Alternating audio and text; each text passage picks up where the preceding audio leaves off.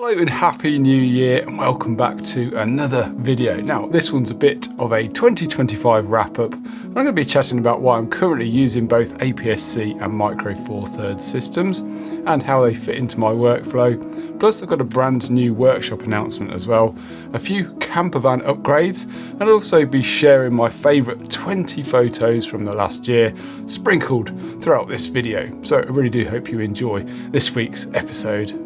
So first up, I want to talk about the camera gear because I've had lots and lots of questions over the last few weeks asking whether I still have my Micro Four thirds kit.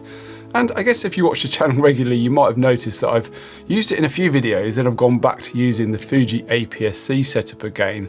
And I guess that might seem a little bit odd, you know, why get new gear and then go back to using the old stuff you were using before. So hopefully this will clear things up. So just to rewind a little bit, I've been using my Fuji X-H2 since it was released back in 2022 for my landscape photography work. And after using full frame, medium format and Micro Four thirds over the last few years, I still think this system, which is actually filming right now, suits what I need for my landscape photography and video creation right now. Probably better than anything else I've used. Now, I'm not suggesting that it's a better camera than others, simply that it just suits what I shoot and how I shoot, and I really like the look of the photos that I get from it. That 40 megapixel sensor paired with these lightweight lenses just works really well for the way that I shoot. And it's also a very capable video camera, which means when I'm out filming these YouTube videos, it fits really well for that. So I think it just feels like the sweet spot really in terms of image quality, portability and weight. Now I want to stress one key point here, and that's landscape photography, which is how I earn a living. But if you've been following the channel for a while, you'll know that I'm really keen to sort of deep dive a little bit further into wildlife and macro photography as well. And that's the reason I decided to bring in a second system to sit alongside my current Fuji kit. And at the moment, this is, I guess, quite well documented that the Fuji X-H2 and probably Fuji in general, I guess, isn't really class leading in terms of autofocus when, you know, sort of shooting things like wildlife, especially fast moving subjects. And I've found this out myself as well. Yeah, it can be a bit limiting, I think, when shooting wildlife when compared to other systems that are on the market at the minute. Now, as you probably know, if you do photography for a living, it's pretty vital to have two of absolutely everything. You need backups in terms of camera bodies, lenses, tripods, microphones, all of it. It just takes the stress away knowing that if you travel to a location for a brand or a client and something breaks, you know the shoot's not completely over. So yeah, it's super important to have backups. So rather than buying a second Fuji body that might just sit on the shelf waiting for something to break, it made far more sense to go with a different system entirely, one that I could actually enjoy using for something different. And that's why I went with the OM1 Mark II, which I've got here with the 12 to 40 f2.8 and also the 50 to 200 f2.8. And I've got this 2x converter as well. And honestly, this setup is fantastic for wildlife. It really is brilliant, I think. The autofocus is incredible. The lens options are great as well. And it's very light and portable for the reach that you get. I also had a chance recently to try out the big white lens for a few days, and that thing was absolutely unreal. But I think for my needs at the moment, this setup here makes perfect sense, you know, because of its size. You know, I can use this kit for landscapes as well. And this shot actually is one of my favourite woodland images of the year, which is captured on the OM1 Mark II. I think the colours are lovely, the detail is fantastic. So yeah, it is actually, I think, a really good all-round option in my opinion. So yeah, I've now got two different systems, backups in bodies and lenses, but more importantly, two sets of tools that play to different strengths, I think.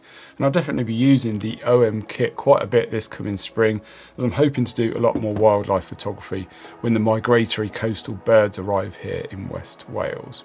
Let me know in the comments if you'd like to see more wildlife focused videos on this channel. Now, I think it's really important to say that I'm not suggesting these cameras here or systems are better than others.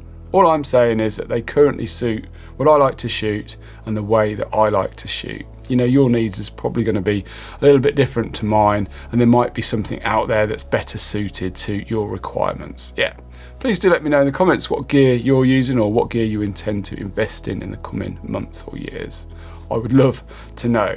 Right, now, before we get on to the van updates, I just want to quickly mention that myself and Henry Turner have just announced a brand new multi-day photography tour, and it's going to be absolutely incredible.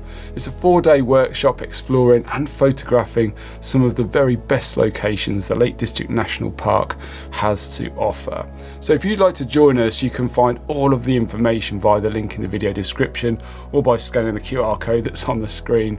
And that will take you over to Henry's website, where you can see all of the details and book your place. It's happening at a brilliant time of the year as well, usually around sort of peak bluebell season, and the sun is high enough to give us good light throughout most of the day without it being overly harsh as well.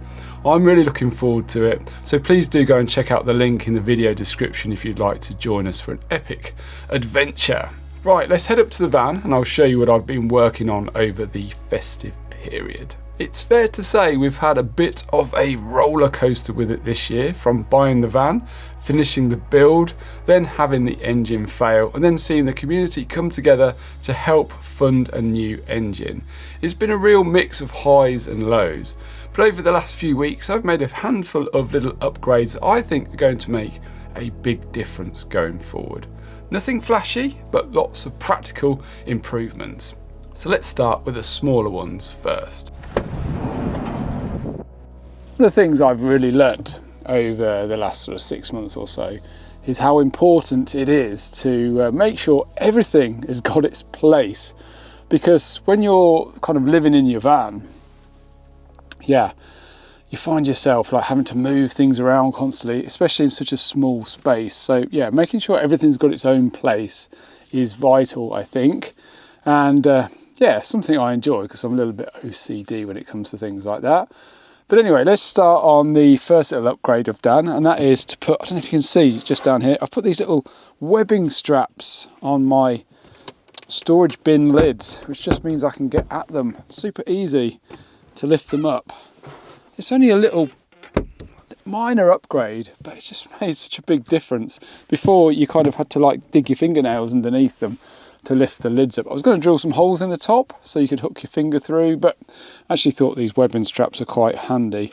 The next one, again, very small, and that is just a phone holder for my phone here. Now, if you've got an iPhone, you'll know they've got this mag lock thing on the back of them. And I've just basically got a little magnetic plate up there so I can position my phone up there so I can see it when I'm in bed, so I can see the time. Just a couple of small ones there. So moving on to a much bigger job, and that was the cab divider curtain that I've put through there, and that was a fairly easy install. I was like scratching my head for like weeks trying to figure out how best to do it. Then I come across a company called Van Pimps, and they actually made curtains specifically for mid-size vans such as this, like the VW Transporter, the Vauxhall Vivaro, I think it was, the Peugeot Expert, Citroen Dispatch, Toyota ProAce. And they fit absolutely perfectly in this space. I'm so happy with them. It's just absolutely brilliant, and it's transformed the space, especially yeah, during night time when you want to, you know, just make it a bit more private and close it off.